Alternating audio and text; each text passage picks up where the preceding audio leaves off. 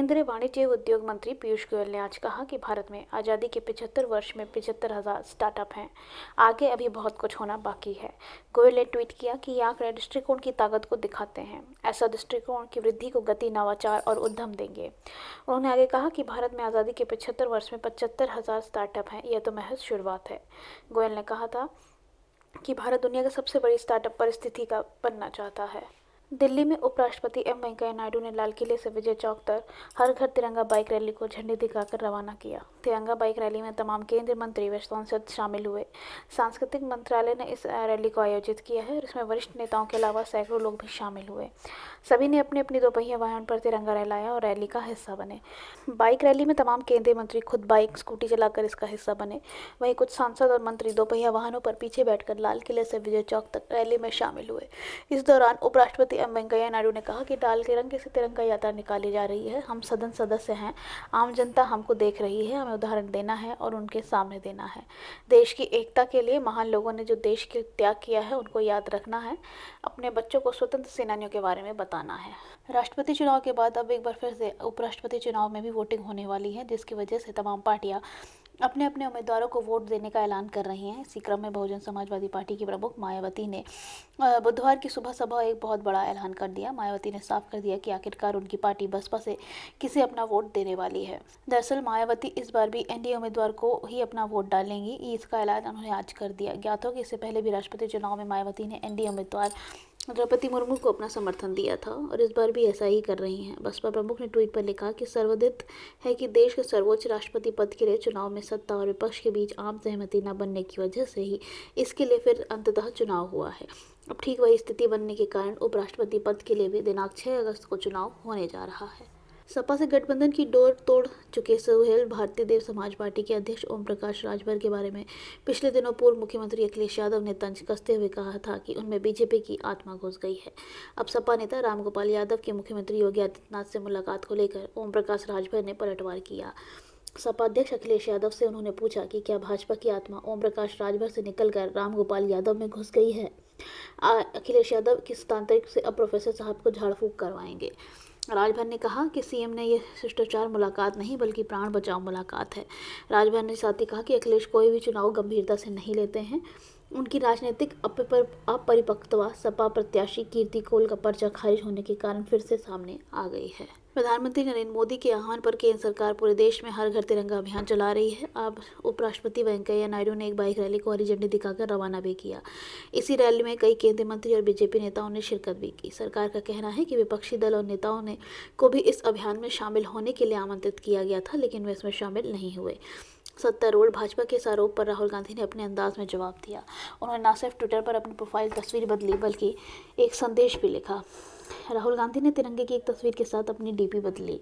इस तस्वीर में देश के प्रथम प्रधानमंत्री पंडित जवाहरलाल नेहरू अपने हाथों में तिरंगा लिए नजर आ रहे हैं। राहुल ने इस तस्वीर को ट्वीट करते हुए लिखा, देश की शान हमारा तिरंगा, हर हिंदुस्तानी के दिल में है हमारा तिरंगा।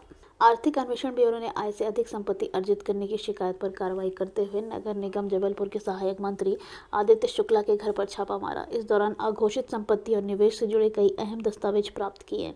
ईओडब्ल्यू ने शिकायत के आधार पर यह कार्रवाई की है। इसमें इंजीनियर के घर आय के ज्ञात स्रोतों से 2203 गुना अधिक संपत्ति पाई गई है। इसके 2 आलीशान मकान भी शामिल हैं। नगर निगम में सहायक मंत्री आदित्य शुक्ला ने रतन नगर स्थित निवास पर अल शुहेब ईओडब्ल्यू टीम ने छापा मारा।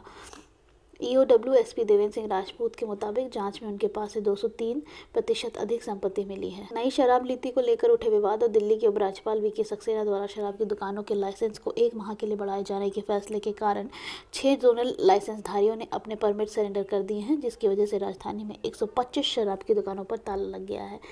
यानी 31 जुलाई से पहले दिल्ली में जहां शराब की 468 दुकानें हुआ करती थी, वे अब घटकर 343 रह गई हैं। दिल्ली आबकारी नीति 2021-22 के तहत शहर में 894 शराब की दुकानें होनी चाहिए थी, लेकिन नई शराब नीति पर कलह के बाद ग्रेटर कैलाश, सफदरगंज एनक्लेव, हौज खास, चित्तरंजन पार्क, सरिता विहार, पंजाबी बाग, चिराग दिल्ली, द्वारका और मॉडल टाउन जैसे प्रमुख इलाकों में शराब की एक भी दुकानें नहीं चल रही हैं। बता दें कि दिल्ली सरकार के आबकारी विभाग ने सोमवार को 6 जोनल लाइसेंसधारियों को अपनी सेवाएं बंद करने की अनुमति दी और खुदरा क्षेत्र में स्टॉक और दुकानों को सील करने का निर्देश दिया था। एक के बाद एक राज्य सरकारें महंगाई भत्ता बढ़ाने का ऐलान कर रही हैं और इसी कड़ी में त्रिपुरा की बीजेपी सरकार ने राज्य के सरकारी कर्मचारियों को बड़ी सौगात दी है। राज्य के मुख्यमंत्री मानेक शाह ने 5% महंगाई भत्ता बढ़ाने को मंजूरी दी है, जो कि 1 जुलाई 2022 से लागू हो चुका है।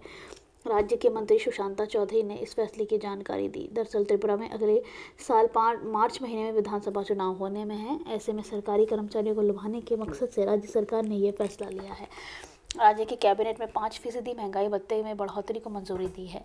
सरकार के इस फैसले से राज्य के खजाने पर 523 करोड़ रुपए का बोझ पड़ेगा। सरकार के इस फैसले में कुल 1,88,449 लोग प्रभावित होंगे। भारत के किदांबी श्रीकांत और युगल जोड़ियों के निराशाजनक प्रदर्शन के कारण राष्ट्रमंडल खेलों में बैडमिंटन मिश्रित स्पर्धा में फाइनल में मंगलवार को मलेशिया के खिलाफ 1-3 से हार के साथ रजत पदक से संतोष करना पड़ा। इस मुकाबले में भारत के एकल खिलाड़ी और मलेशिया के युगल जोड़ियों पर नजरें थी। भारत के एकल खिलाड़ी हालांकि अपने कम से कम रैंकिंग वाले प्रतिद्वंदियों के खिलाफ उम्मीद के मुताबिक प्रदर्शन नहीं कर पाए, जिससे भारत स्वर्ण पदक जीतने से चूक गया। दूसरी तरफ मलेशिया की युगल जोड़ियां उम्मीद कर खरी उतरी। वहीं रंकी रेड्डी और चिराग शेट्टी की दुनिया के 7वें नंबर की जोड़ी सबसे पहले कोर्ट पर उतरी। इस जोड़ी के हालांकि दुनिया के 6ठे नंबर की टेंग फोंग आरन चिया और वी सियोंग की जोड़ी के खिलाफ 18-21, 15-21 से हार झेलनी पड़ी। भारत को 2 बार की ओलंपिक पदक जीता और दुनिया के 7वें नंबर की खिलाड़ी पीवी सिंधु से वापसी दिल्ली की उम्मीद थी। झारखंड मुक्ति मोर्चा ने उपराष्ट्रपति चुनाव में विपक्षी दलों के प्रत्याशी मार्गरेट आल्वा के समर्थन देने का निर्णय लिया है। पार्टी के अध्यक्ष शिबू सोरेन ने आज झामझोंक के इस फैसले की जानकारी आधिकारिक पत्र पर जारी कर दी है।